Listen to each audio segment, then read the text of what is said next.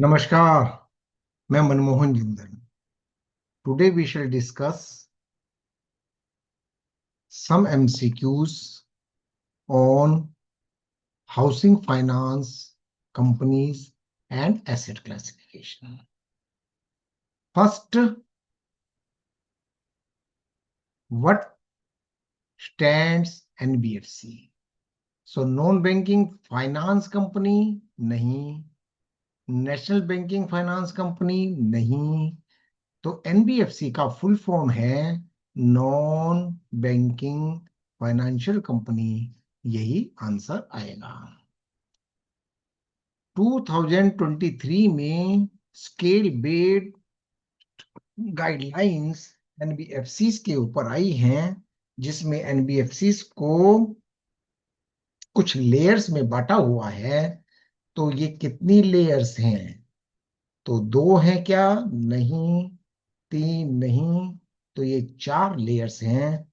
ये लेयर्स हैं base layer, middle layer, upper layer and top layer.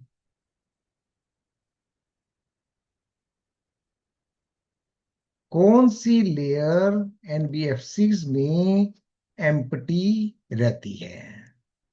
तो base layer में बिलो 1000 करोड़ की एसेट्स,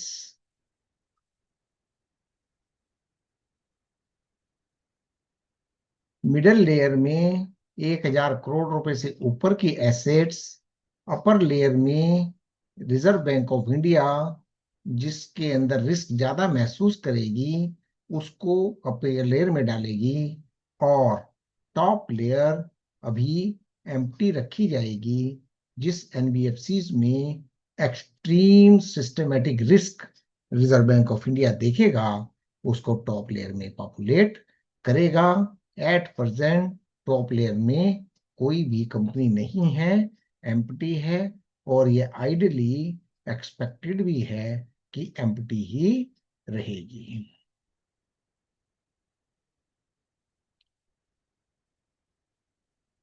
क्या रिक्वायरमेंट है हाउसिंग फाइनेंस कंपनी के लिए कि इसको मिडिल लेयर में डाला जाए या अपर लेयर में डाला जाए? सो इसका आंसर बी, सी, डी नहीं है। रेगुलेटरी डेजिग्नेशन है, रेगुलेटरी गाइडलाइंस है बाय द आरबीआई कि जिस कंपनी में थोड़ा रिस्क ज्यादा दिखाई देगा रिजर्व बैंक ऑफ इंडिया उसको अपर लेयर में पॉपुलेट करेगी, और बाकी कंपनी एचएफसी हमेशा मिडिल लेयर में रहेंगी। ये बेस लेयर में नहीं रह सकती। क्या मिनिमम परसेंटेज है फाइनेंशियल एसेट्स का कि एचएफसी कंपनी को क्लासिफाई किया जाए? सो आंसर बी आएगा। यदि 60% financial assets are from housing finance in the asset side of the company, which should be netted by the intangible assets. So 60% यदि है तो उसको हाउसिंग फाइनेंस कंपनी में कैटेगराइज किया जाएगा, हाउसिंग फाइनेंस मानी जाएगी। Which loans are classified as housing finance? तो loan residential plot without construction plans नहीं, कमर्शियल प्रॉपर्टीज नहीं, loans for renovating existing dwelling house, यदि एग्जिस्टिंग ड्वेलिंग हाउस को आप रिनोवेट करना चाहते हैं, रिन्यू करना चाहते हैं, कंस्ट्रक्ट करना चाहते हैं, मॉडिफाई करना चाहते हैं, तो वह हाउसिंग फाइनेंस में एलिजिबल होगा। क्या परसेंटेज है हाउसिंग प्रोजेक्ट की floor space index can be commercial and it remains residential? तो यदि एक टाउनशिप है, इसमें बहुत सारे रेजिडेंशियल अपार्टमेंट्स हैं और उसी में कोई कमर्शियल शॉप, स्कूल एटसेट्रा है तो वह भी हाउसिंग लोन में ही गिना जाता है जब तक कि उसका एफएसआई टोटल प्रोजेक्ट का 10% से कम है। Answer B. What constitutes a problem housing finance company. एक हाउसिंग फाइनेंस को कब माना जाएगा कि ये प्रॉब्लम में है, स्ट्रेस में है? So failure to meet any loan application, नहीं।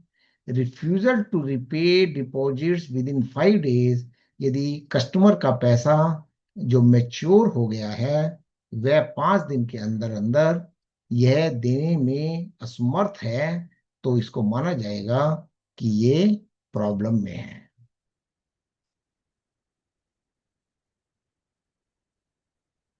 What is standard asset? तो स्टैंडर्ड एसेट इसमें overdue for up to 90 days, नहीं। An asset with no default और अनयूजुअल रिस्क, ये बी जो है, जिसके अंदर कोई रिस्क नहीं है, कोई डिफॉल्ट नहीं है, उसको स्टैंडर्ड एसेट माना जाएगा।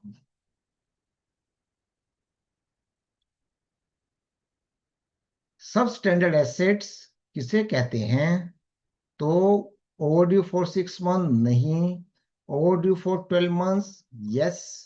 ओवरड्यू फॉर 18 मंथ्स, नहीं, ये नहीं। सो आफ्टर 90 डेज एनपीए, यहां से 12 महीने सब स्टैंडर्ड,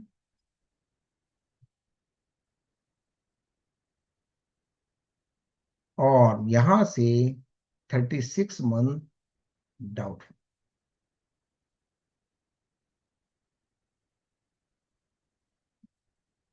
सो ये 10 क्वेश्चंस